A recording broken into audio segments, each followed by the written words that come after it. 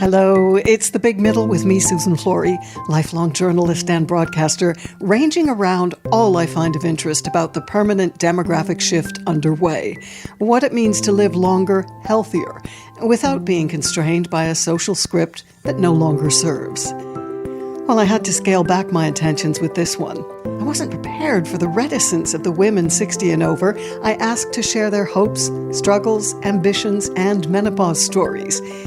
Even the chattiest in the changing room at my Aqua Aerobics class clammed up when it dawned that their voices would be online in podcast perpetuity. Happy to chat, happy to share, but oh no way do I want to be recorded. Save for Sara and Teresa, Aqua Aerobicizers here in my home patch of Acton Central in the West London borough of Ealing, and my dear friend Barbs in Cape Town, home of my closest family. Important to know that none is on social media. I wanted to sample opinion outside those echo chambers. None has read any of the very worthy academic papers or articles from gerontologists or longevity influencers on the importance of a growth mindset, purpose, acceptance, resilience, exercise, relationships. But in their commonsensical wisdom, they all got there on their own. And you'll hear all three didn't think for a second to take hormone replacement therapy. Menopause was barely a blip on their radar. I'm 84 years old. During menopause, we didn't have any of the information that we needed, and I didn't even know I was going through menopause. Did you go through it in your 50s? It was in my 50s, yes, it was in my 50s. And you don't remember any surrounding symptoms, mood swings? Not mood swings, because I had 4 kids and I was busy with them. I didn't have time to, and I was working as a nurse. I was working on nights and coming home in the morning, taking them to school. I didn't have time to dwell on what was happening. And you don't remember any intense period of fatigue? No. We had hot flushes, but we didn't know what they were at the time. You just carried on and got on with it? As normal. And I think it was... People... We know too much today.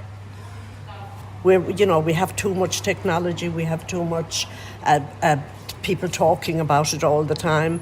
I think it makes it more difficult for the people that are going through it. I think if we were busier out in the parks, doing maybe helping with meals for the homeless. If we're doing something, our brain is busy. We don't have time to dwell on what the menopause means, what's happening to our bodies. We have too much time to think about what's happening. But now that we've got body identical, an exact match for our deficient hormones, estrogen, progesterone, testosterone, which is also a female hormone, scientists are finding it has a protective factor. It can improve our brain health, it can improve our bone health, and our heart health. What do you think of that? It's good. It's good. I think people are living longer because of this. I'm sure of it. And what do you owe your longevity to? I don't know, just being very busy with 4 kids. I've been nursing all my life, and because the kids were at school, I had to do nights, and I don't know, just keeping busy. You've had a busy, engaged life, and you've got healthy social relationships as well. Yes, and, I went home as often as I could to Ireland because my whole family is in Ireland. I'm the only one in England out of the 7 of us. And, I was just too busy ringing them, keeping in contact because we're a very close family. And just my friends and, their kids and scouts, cobs, you name it. So the key for you is to stay busy. Stay busy. Definitely. Have a sense of purpose. Oh, yes, definitely stay busy. Because if you're not busy, then you use your mind for worrying about things that's never going to happen. If we're so busy, we wouldn't have the time. We have busy minds and still bodies. Do you think we're too self-absorbed these days? Definitely. We have too much time to think about, different things, our health. If you lead a very busy life and you live a healthy life, keep busy. That's a lot of, people have mental illness because they have too much time to dwell on what they haven't got and what they want, what they need or they think they need. This inner dialogue, it ends up being a spiral of negativity. Yeah, yes, definitely. For a long life, you need to be busy all the time. Is life today harder for people? Much, much harder. Kids today can't get on housing, on the housing flats. Everything is so difficult for them. It's really difficult. And this is why we have mental illness, because there's so much pressure on the youngsters today. And we have to follow the work around the world. This is it. It's not as easy now, even with university students. It's not as easy to get a job as it was, when I was 30. And families are so fractured, aren't they? You've been lucky to keep your children around you. Yes, I have. They're all here. I mean, I had one grandson in the Marines, and he's travelled around the world. He's been to Afghanistan, and he's been to all over the world, really, he's been. Do you think much about being older and getting older? When I'm looking at the vast sweep of your life, you're 84. I mean, was there a point where you thought, wow, I'm keeping on carrying on, and aren't I lucky, because you lose a lot of friends along the way? Well, I worked until COVID started. I'm 84 now, so I worked up until 2 years ago, running a nursing home in Ealing for my friend. I just did the paperwork and the medications, and only that COVID come, I'd still be working. And will you go back to it? No, I'm finished now. I've had enough. I can come now 3 days a week to the gym. I can go out and meet my friends and have a coffee and, live the life that I want to live now. So at 84, you're kicking back a bit. Yeah, kicking back and enjoying life. I think a lot of this is because I done the exercise. I did the Aqua Aerobics. I'm not just doing it now. I did it all the time, as often as I possibly could. And I think that helps. What else do you do for your fitness? Well, when I'm not coming to the gym, I live opposite a park. So my friend has a little bit of Alzheimer's, not much. She's managing. And I take her to the park. We have a coffee in the park, and we meet a circle of friends in the park. Socializing is really important to you. Oh, definitely. That's what keeps us going. Do you ever think about your mortality and how many years you've got left? I'm too busy. If you think about that, you'd make yourself depressed. You have to keep, thinking, looking up, not down. Does anything disappoint you about being 84? Do you ever get a sense that people look at you and make snap judgments about how you'll be? Not really, because I don't think so. Nobody ever says, oh my goodness, you're 84. No. So do you think you've ever experienced ageism? No, definitely not, no. No one's ever made a stereotypical label for you at work or in your personal life when you're out and about? Not really, because in nursing, I wasn't actually doing the work. I was doing the paperwork and the medications, and the girls that were under me, we always got on. I always made sure that I got on very well with them and treated them as I would like to be treated myself. And nobody ever said to me, oh, you should have packed up work. Or some of my friends say, oh, I think I must pack up work. They're telling me, that I'm too old to do the job. But I never found that. Do you think a lot of it is what we've internalized as we reach into our 50s, 60s, you into your 80s, what society's messaging is? We're told we should step back, withdraw, and you have not done that at all. No, and I think that's what keeps you young. The girls at work, they kept me young because I talked to them about their families, about their kids, and I knew the kids, I knew the families, and that's what kept me young. Maybe instead of saying it's kept you young, because you're not young, it's kept you vital and vibrant? Vibrant, definitely, yes. It just kept me doing things, like I'm going out now to meet 2 friends for coffee. I just keep myself busy. You laugh a lot too, don't you? Yes. And plus the fact I live with my daughter and grandchildren, so they're always keeping me young, telling me, they come in from college, not from school anymore because they're past that, to college, and they talk about, what happened at college, what's happening in general to their lives. And that's You are so fortunate because this is what's missing for a lot of people. people living on their own. They get old way, way, way before their time. But mixing it up across the age spectrum is really important, isn't it? It really is. It really is, you know. I have a grandson of 27. I have a grandson of 24. I have a grandson of 18. I have another grandson of 19. You know, they keep me young. How long would you like to live? I don't think about that. I don't think, because we don't know what's going to happen tomorrow. You know, you could be taken ill, you could have... But at least you live your life while you're here and enjoy it. Do you have any health issues? I've arthritis all over. That's why I come here. I've got really bad arthritis. But apart from that, no. And the Aqua Aerobics really helps. Oh, God, yes. Yes. Fantastic. It's like magic, isn't it? I literally know everybody here because the people that are still here are the people that taught my grandchildren to swim. You know, I know them all. So you've lived in Acton Central all your life? 60 years. Wow. And where are you from in Ireland? Roscommon. Roscommon in the west. East and west, yes. It's between Sligo and Mayo. Thank you so much, Sarah. That's all right. Where are you from? As you can imagine, off we went for a good half hour on that one.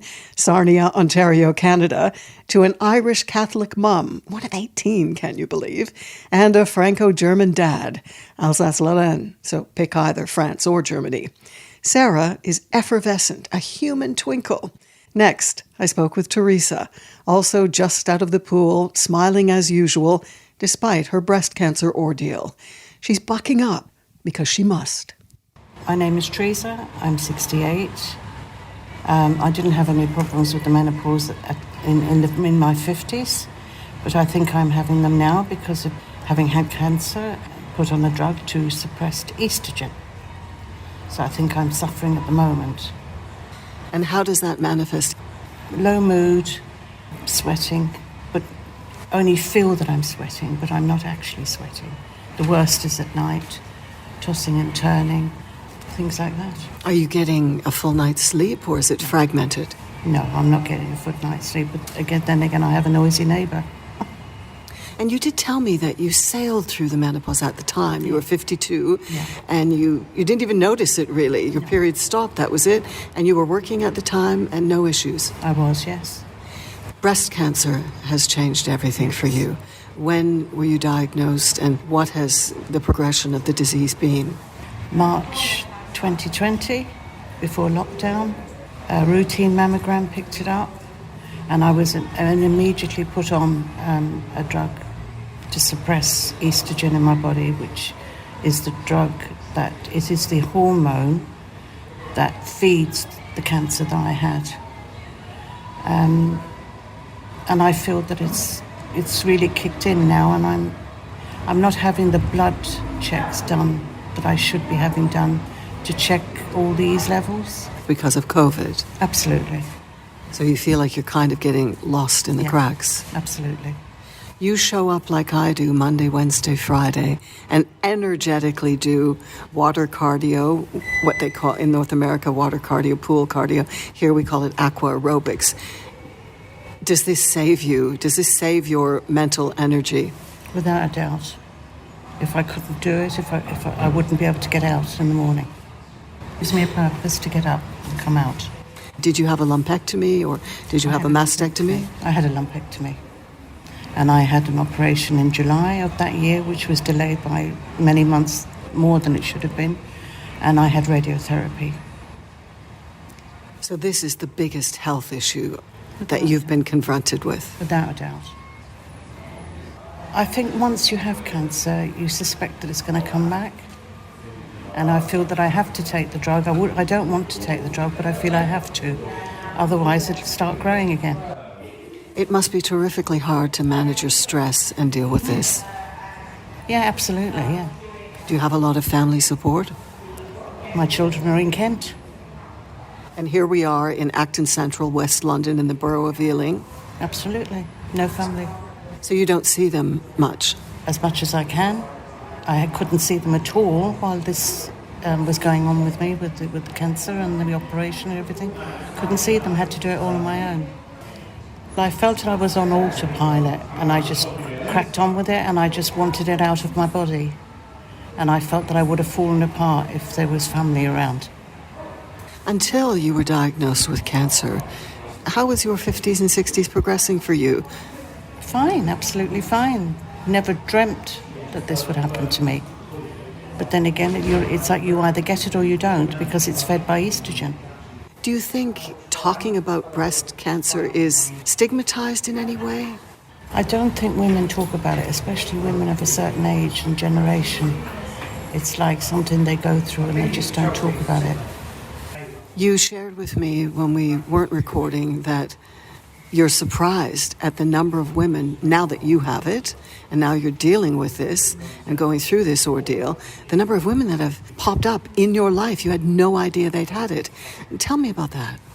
Well, belonging to the church as I do, obviously I know a lot of people, and I've been in this parish for 46 years. And I knew a few people in my circle that had it, but the amount of women that may be 10 years older than me, they've had it, they've had dreadful, they've had double mastectomies, they've had all forms of breast cancer, but you would never have known it until you mention it to themselves, that you've just been diagnosed. Then they'll come out and say, oh yeah, I had that many years ago. We just didn't talk about it. We got on with it. But I suppose if it is 10 years down the line, when would the opportunity to talk about it, unless you were in a support group, when would it be? You wouldn't just be walking down the street, stop for a coffee and say, do you know I've had breast cancer? But you've known these women for 40-odd years. So you would have known them at that time. And they just kept it to themselves, went through the treatment, went through radical treatment. Absolutely. And it seemed to be more radical then.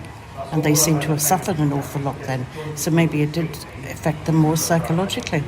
Do you feel almost as if you can count your blessings that you got breast cancer now, today, when treatment has moved on? Oh, without a doubt.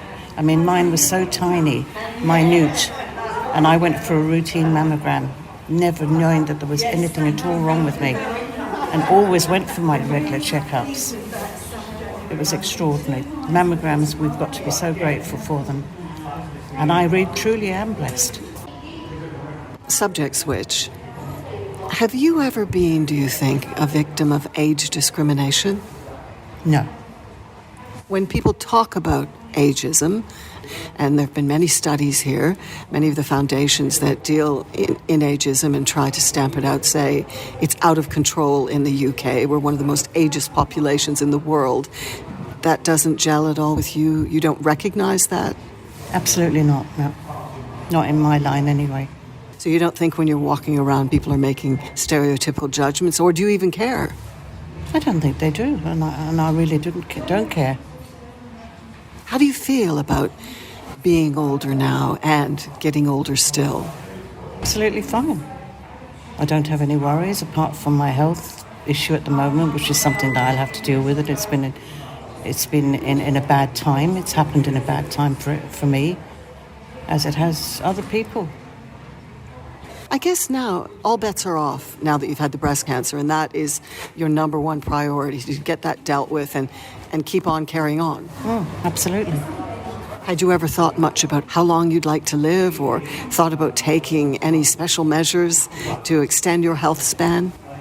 Just look after myself in general. Obviously wanted to get my children reared, and now would like to see my grandchildren reared. How many kids do you have and how many grandkids? 2 daughters and 4 grandchildren. If, impossible I know, we could just gently set aside the breast cancer ordeal, what's the best thing about being the age you're at now? Well, I think I'm pretty fit. I'm sociable. I have great faith. I'm a practicing Catholic. I go to church every Sunday and was really pleased when the church opened up again, because I know a lot of people. I have a good social life, and I get involved with church activities. Well, I did. What do you think the key to being happy is as you age? Not working, not having to get out in the morning when you've got health problems, and being able to help in the community. I did a lot of volunteer work before lockdown. What type of volunteer work? Well, I was a nanny by trade, So then I started volunteering at a parent and toddler group, and that was brilliant. And then I used to run a coffee morning at the church for everybody that wanted to come. What's the most important thing to you now as you go along your path in life to make you happy and hopefully to contribute to your future wellness? Just keeping healthy and being able to be active and be involved in the community. Thank you so much. I appreciate you sharing with us, Teresa. We head to Cape Town now and hear from Barbs, also a widow, also making every day count without dwelling on what's next. Fantastic to connect with you, Barbs. All systems go down there. How are you feeling? I'm feeling very good, Susan. And how are you doing?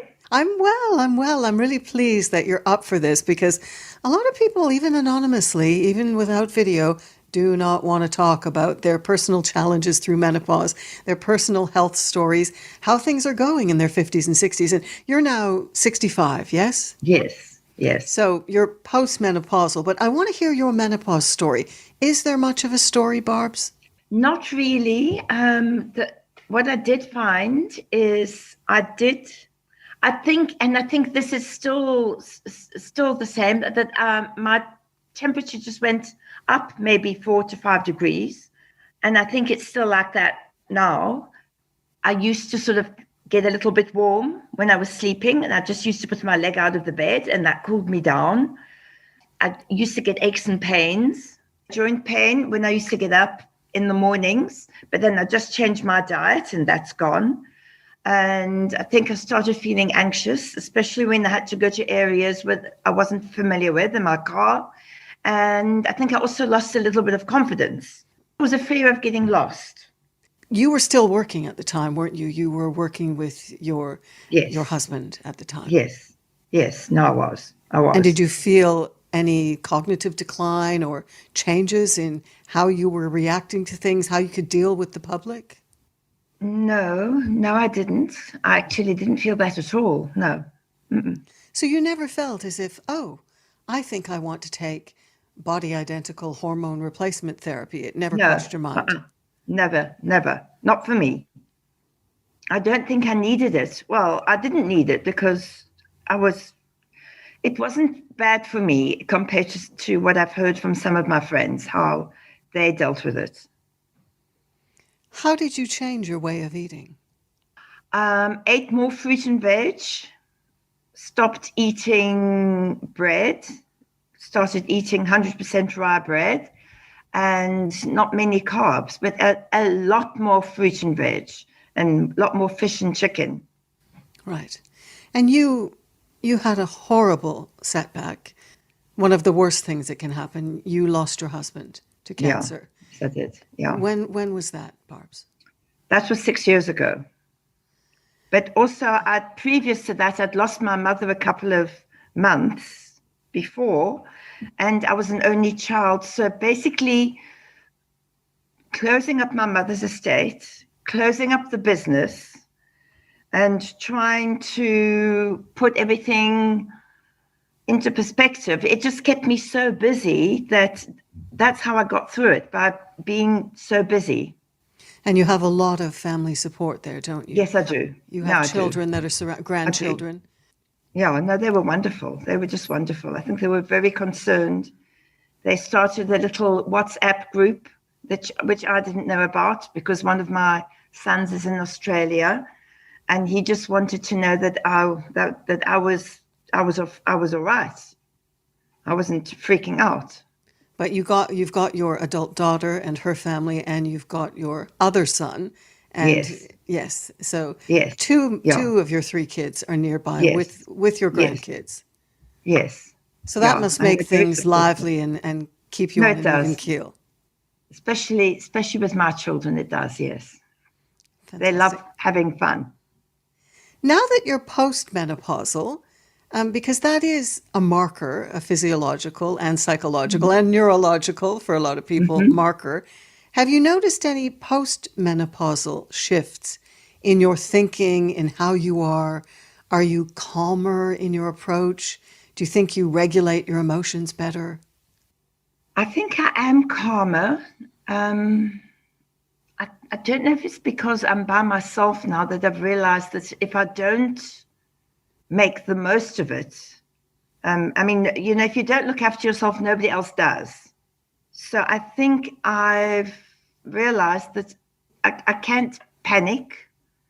I've just got to get on with things and do the things I like and that I enjoy. And basically, I don't have to do the things I don't like. Yes, that is a real bonus, isn't it? So do you find you're more decisive? If you don't want to do something, wild horses wouldn't drag you toward that place or that situation. Yeah, and I've got so little time, I'd rather do what I want to do and spend it with the people I want to spend it with than people I don't particularly like. The editing, I find, as you get into your 50s, 60s, becomes a lot more decisive and a lot easier because there's a certainty to it. You know that that person rubs you up the wrong way, and why subject yourself to that? Because it is going to happen. Once it happens 98 times, it's going to keep happening. This is it. And people that, I mean, they just like sap your energy as well. I don't like, you know, I mean, why deal with people like that? Rather just see the people that you like, that invigorate you, make you happy, and make you joyful. Aside from your family and your friends, what else are you doing to energize and invigorate yourself? Well, I walk every day with my dogs, twice a day. I do stretching exercises. I love working in the garden. I go hiking with friends on the weekend. I see my family, see my grandchildren, and I'm always happy when I'm with my family. Do you feel busier than ever now, even though you're not working in a full-time office job anymore? You were doing the books for your husband's business, your business. I was sometimes I think, how did I have time to work and still do what I did? Because now, I mean, just time just seems to fly. Have you had any health challenges that you've had to contend with? I did have a total hip replacement because I've got osteoarthritis. My bones are fine, but my joints, it was just on the one side. And that's why I walk, because obviously, you know, when you walk, you oxygenate your body, the oxygen goes into your body. And I also think to eat healthily as well, that also helps. How long are you walking every day with those dogs?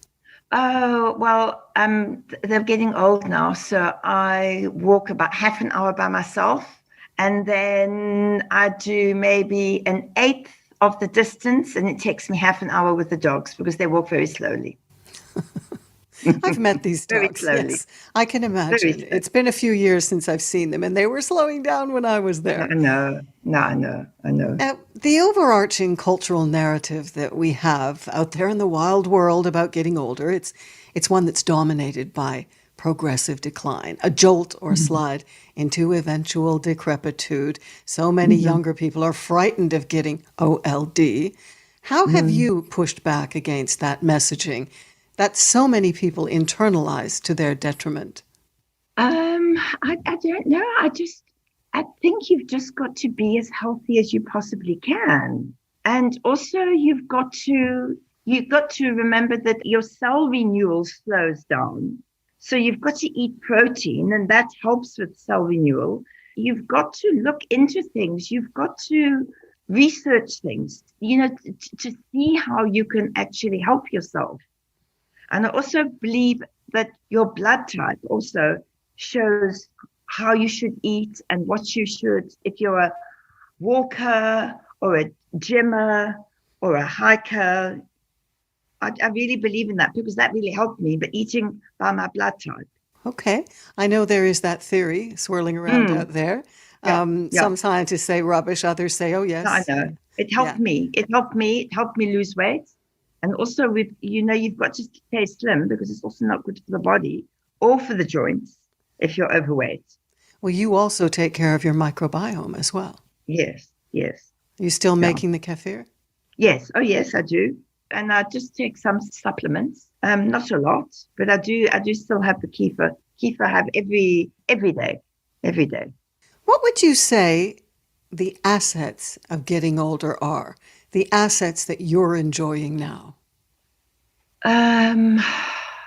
being basically not having to work so I can do what I want to do when I want to do it. And I haven't got a set 9 to 5. And if something crops up, if I was going to be doing something, I can always do it another time, you know?